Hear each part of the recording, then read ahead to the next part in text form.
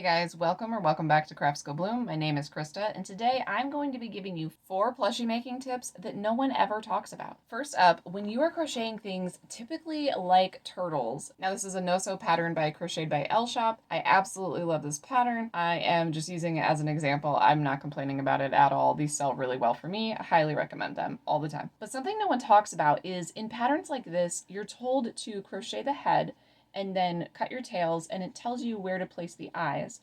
And a lot of patterns will tell you to place the eyes when this is like a completely separate piece, and then you crochet over it to add it. What I don't like about that is I've tried placing the eyes in what I think looks good before I've crocheted on, and then they're always sideways, and or like the neck gets bunchy when I try to move it. What I do instead is actually just mock crochet this. So I leave the eyes and the stuffing out. I go ahead and do all of the stitches that crochet it on. Then I look at it, add my eyes, make sure that it's centered and I like where they're at. And then I just frog the 4 stitches. I think we as crocheters get stuck in our heads and we think if we are frogging something, we have messed up. It can just be this like mood ruiner that we had to frog something because it must mean that I forgot how to count again, or maybe this pattern's wrong or something like that. And so it gets us into a bad mood. But I think we can use frogging to our advantage here, even though this is a turtle. I crochet it, I place the eyes, I check and see that I like it, and then I pull them out, and then I reach up in there and add the backs to my eyes, add the stuffing, and then I go back through and crochet it and close it up. And this doesn't just apply to turtles, but I will say that that is probably the most common time I see it in crochet patterns is where we need to make a head separately and then crochet it on. But for any pattern that you have to do that, that's my recommendation. Next up is knowing that you can move the feet or ears or tail or nose of any crochet plushie if your feet are not lining up the way they line up in the written pattern. As an example of this, let's take a look at this no-sew hamster pattern that I've got. Now this pattern's not out yet. It will be in the book that I'm releasing later this year, but this illustrates it very well. So this pattern is worked in rounds with some color changes and feet and a tail. And you're going to start in your 1 round, need to count the number of stitches until you get to this color change. I yarn over, yarn over. So when I'm crocheting, I yarn over, pull up a loop, yarn over, pull through 2. That's how I do a single crochet.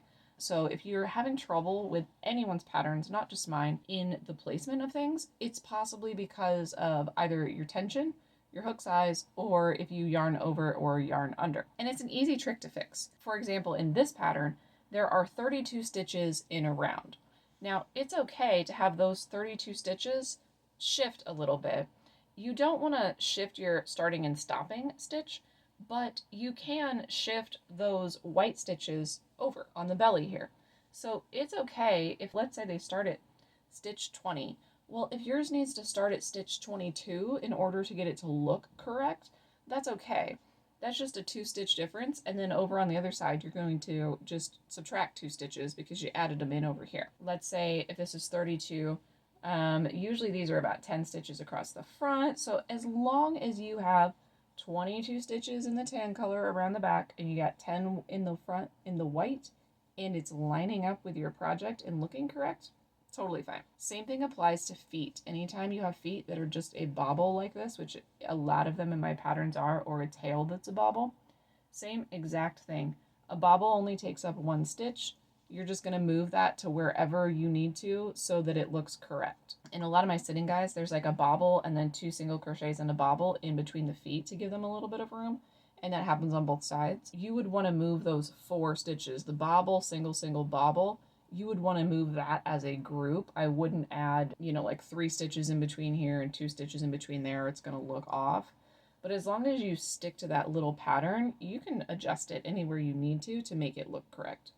And the placement of those feet and things like that, that applies to any crochet pattern. As long as you're keeping the first stitch of the round is always the first stitch of the round so that you know where to count from for the next one. And you have the correct number of stitches at the end of the round, which you'll find in parentheses at the end of a line in a pattern. Next up is a stitch that I feel like I've possibly invented. I'm not really sure. No one ever talks about it. It's just something that I do every now and then. And that is an invisible decrease slip stitch.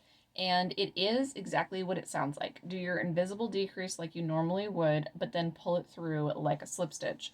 And I use that on the bottom of this turtle so that I get a flat bottom on it. I also use this on the ends of anything that's like a loaf thing, a loaf cat, a loaf dog, my pineapple pattern, the bottoms of my birds. Sometimes I'll even use it on the bottom of the sitting animals, depending on the yarn and like tension I have. And the reason is because if I do a regular invisible decrease, what happens is I have everything like come to a point because it's making those stitches stick out and they're too tall.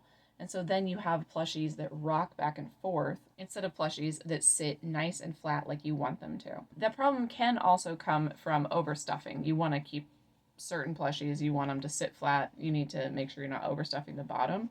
But if you're not overstuffing, then I would recommend trying an invisible decrease slip stitch. I insert my hook into the front 2 loops of the next 2 stitches, yarn over, pull through those 2 loops, and then just go ahead and keep pulling through that 3rd loop. And that's just something I use to finish off plushies to make them look professional and nice at the end. My last tip is actually from my daughter, and I totally agree with this, and that is to use a slip stitch at the end of a round to avoid a harsh edge. When you are crocheting in a round and you have spiraled up and you're trying to end off a plushie, do one more slip stitch in the next stitch. When you get down to the end of the plushie and there are 8 invisible decreases and then you're supposed to cut your yarn and weave through and finish off, before you do that, slip stitch into the next stitch. You will still have 8 stitches and you'll still be able to weave through the front loops only and pull it tight and closed, but you won't have sort of a stacked edge at the end where you're trying to go down this harsh thing and they sort of like stick out and they make the ends of the plushies pointy. Those are my 4 tips in making plushies that I feel like no one ever talks about, but they go a long way in helping you to have these professional, great looking plushies for gifts or markets. Leave a comment down below and let me know if you have any other ones that you wish people would talk about more often. Make sure you hit subscribe and I'll see you in the next video.